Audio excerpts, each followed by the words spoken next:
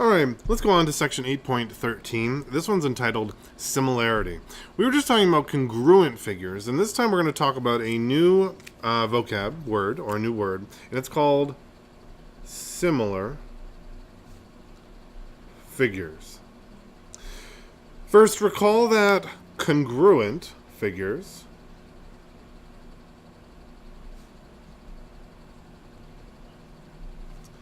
have same angles and same sides. Similar figures are different. They have the same angles, but they have different sides.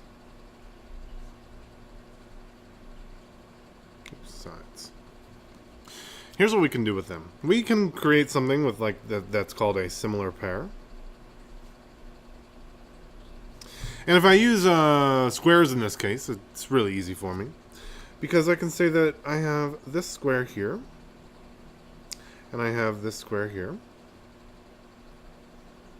and the two sides on my square are 2 centimeters and 2 centimeters. Now, of course, it's a square, so all of my corners are right angles. My larger square also has all 4 corners as right angles.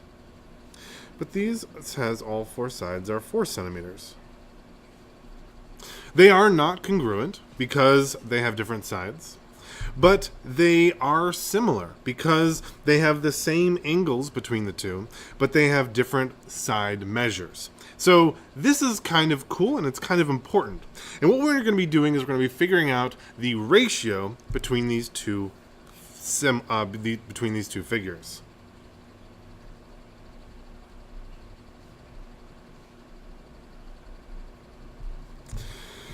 Now, the ratio is, there's always one ratio that moves from this to this. I can multiply any of the sides on my first shape by a number, and it's going to be equal to the sides on my second shape. So I have to figure out, what am I multiplying by in this case? Now, this case, it should be fairly easy.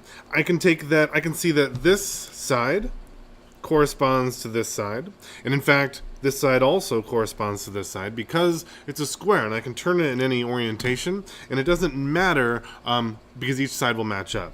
And I can see that I would multiply this 2 centimeters by 2 in order to get my 4. So my scale factor here is going to be 2.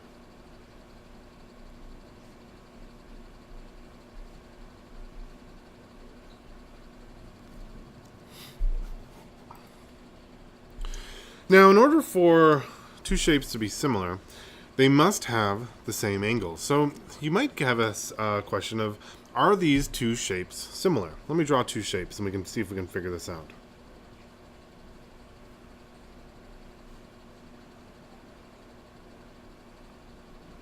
Now, you can't just look at my drawings because they're never going to be perfect.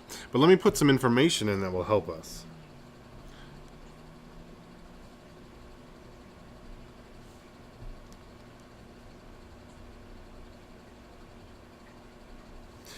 Alright, so my little degrees in there. It's hard to put the degrees with these markers sometimes. The question is, are these two similar? Well, in order for them to be similar, they need the same angles, but they can have different side measures. Well, I don't even know any of the side measures, so I'm not going to be able to figure that out. So it doesn't matter, because they can be similar without me even knowing. But they need to have the same angles. But I don't have all of the angles between these two triangles.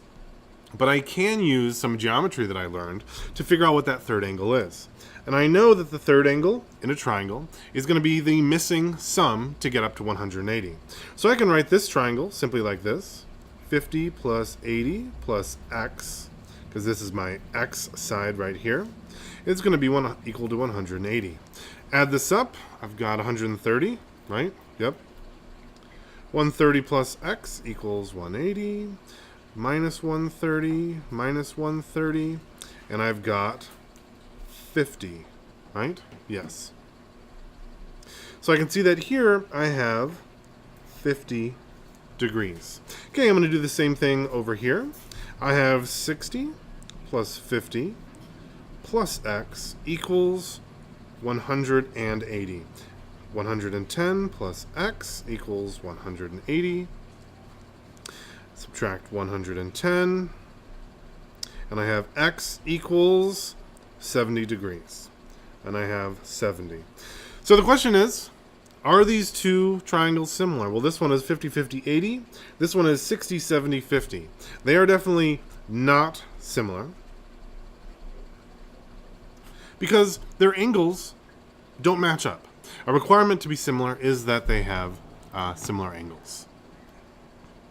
Okay, let's find out another one. Give me 1 second to find one that I like.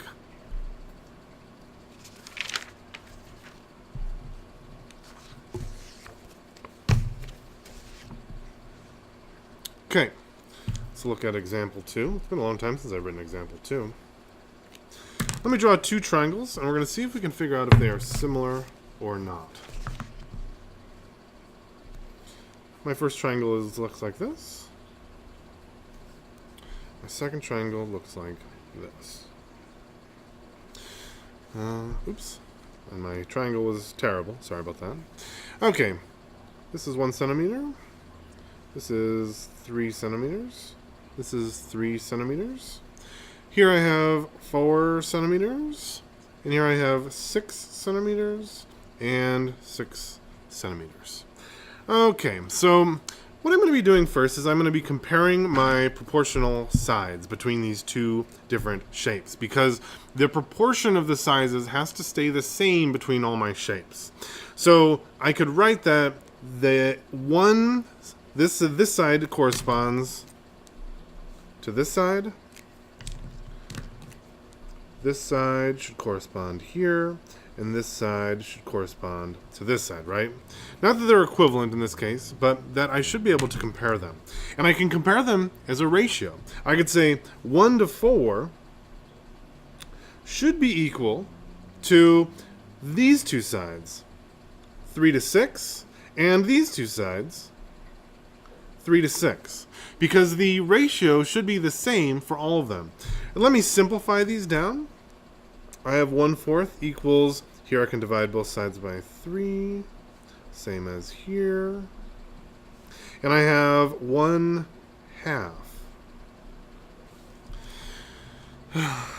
I can see that these are not similar because the ratio does not hold as I multiply from each side to each side. So these are not similar, and they are not. I almost think of it like zooming in.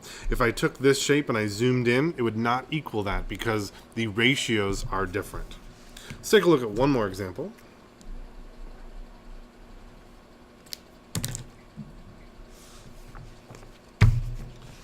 Let's use these triangles again.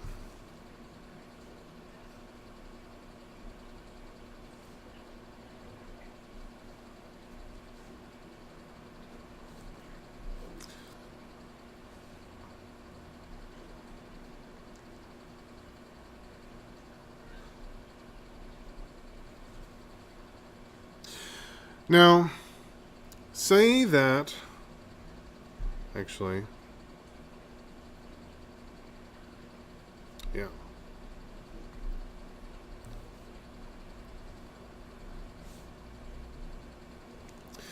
These are similar. Find the missing dimension. Okay, so to do that, I can't use any kind of adding or subtracting rule for this triangle, and I don't even know the exact angle measures. So there's no way I can really do it without using this other triangle over here. So what I'm going to do first is I'm going to check and make sure that they are similar. So I'm going to check the ratio between my corresponding sides. So this side down here is supposed to correspond with this side. So I can see that if I wrote this as a ratio, it would be 4 is to 12.